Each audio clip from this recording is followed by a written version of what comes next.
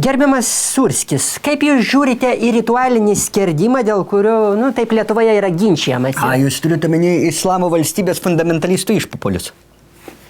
Aš turiu galvoj gyvulių ritualinį skerdimą. Paimi veršiui ir šmaukšt su peiliu per kaklą. Ir tada tokio veršio mėsą gali valgyti arabas ir nepabijokim to žodžio, net ir žydas.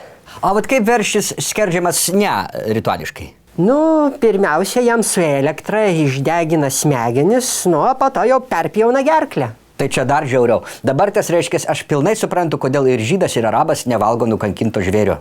Bet Lietuvos žalieji ir jiems prijaučiantieji visokie žydrieji, violetiniai ir kitokie kreidučių paišytojai pirmiausiai sako, kad jauti reikia nukankinti su elektro, po to tik taip jauti. Ne. Net Amerikoje žiauriausioj pasaulio šalyje, kur nenaudėlį sadina į elektrą skėdė, po to jam galvos nieks nekerta. O reiškia, mes, žmogai, reiškia, veršį nužudom 2 kartų.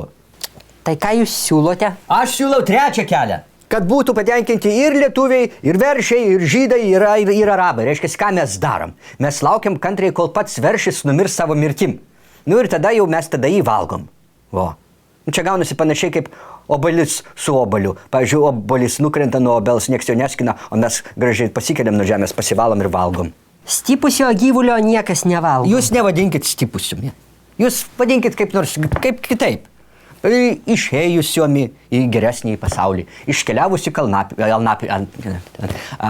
išėjusi jam žinosius negyvėlių medžioklės plotus, kaip tik noris. Ir tada jums tiks bet kaip tada ta mėsa, ar paprasta, ar ritualinė, ar košerinė. Ar aišku? Halal. Halal. Ar tik nebūsit pats ponas žydas, žydų tautybės pelė, tokių dar nebuvo televizijoje.